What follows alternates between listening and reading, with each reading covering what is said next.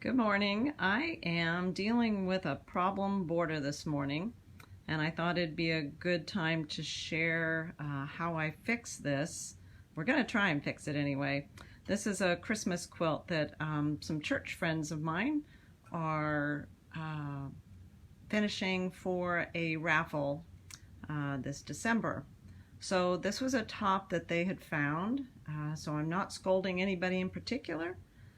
It's heavily pieced, and what's amazing to me is that this whole quilt, in all of the borders, the sashings, the maker used 2.5-inch squares to piece the same fabric. So when I first looked at it, I thought all of this was just sashing, but it's not. If you can see this, each piece has been meticulously placed in. So all of these, the same fabric, is 2.5-inch squares.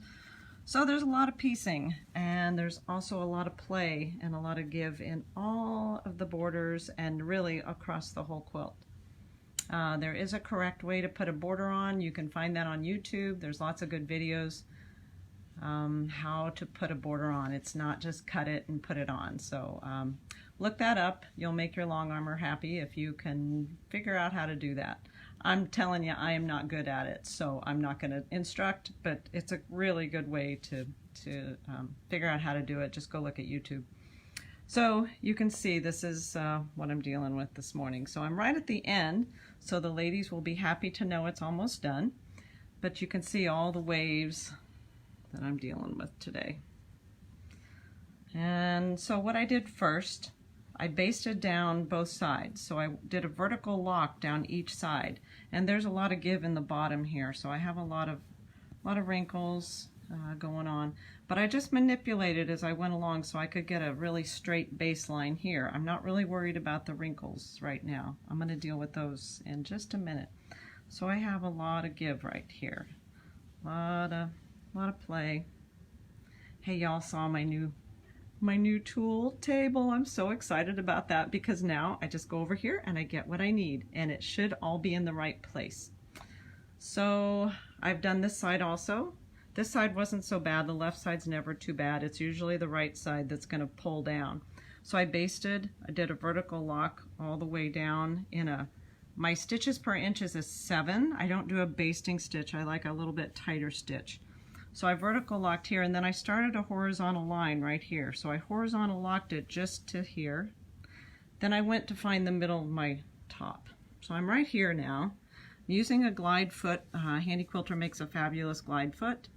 I've already put a little bit of spray of water on it. So here's my little spray bottle. So I went along and I spritzed it with a little bit of water.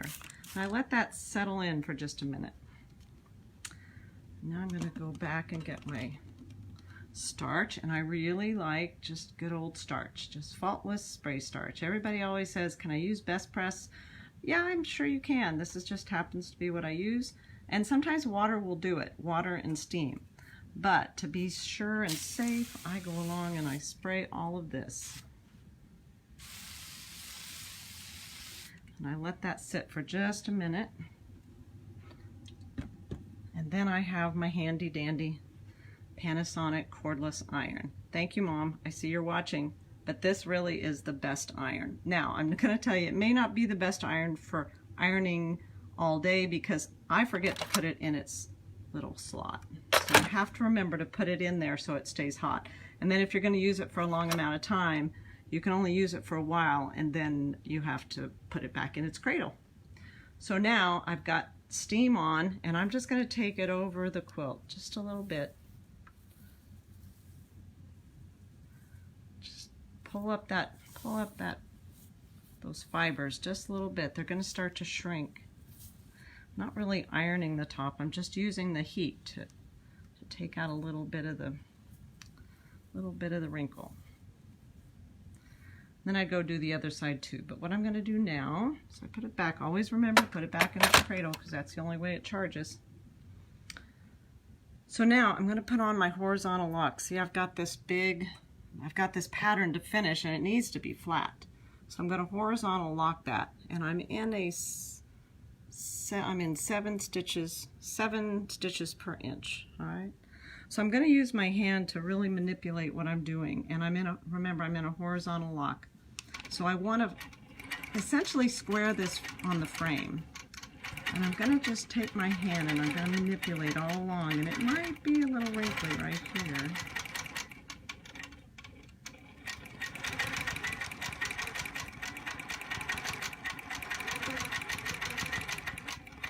And I don't really care if it's too bunched up and wrinkly right now.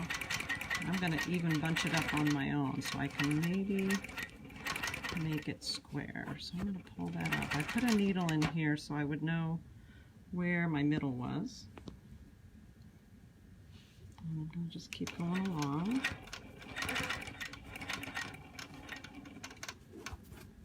Sometimes you got to just fiddle with it a little bit.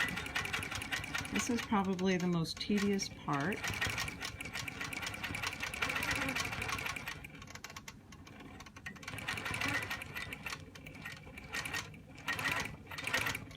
And hopefully when I get down to the other end,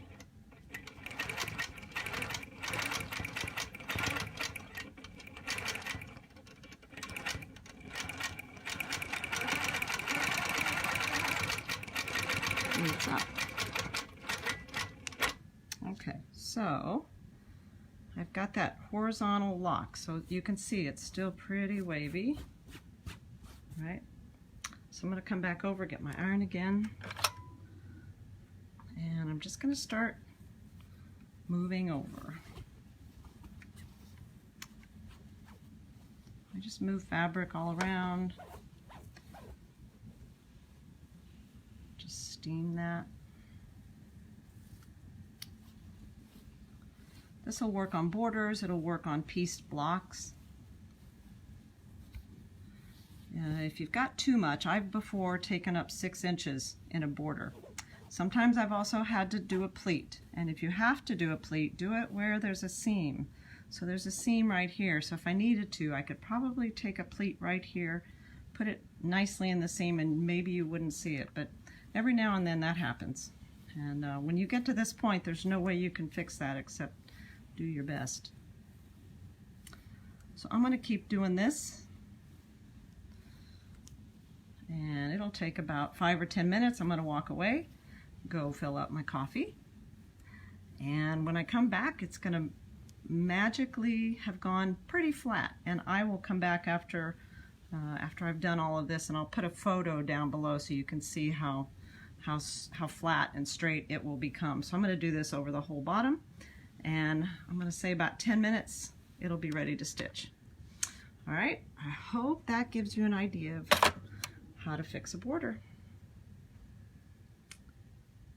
Let's see, what you just asked me, Marilyn, are you actually touching the fabric?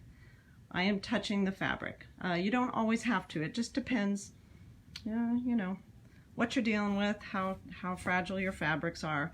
This is pretty tough, you know, tough cotton, so I'm just going right over it. I'll answer questions here in a little bit. I'm going to go grab a coffee, and we'll see how it comes out. Okay? You all have a great day. Bye.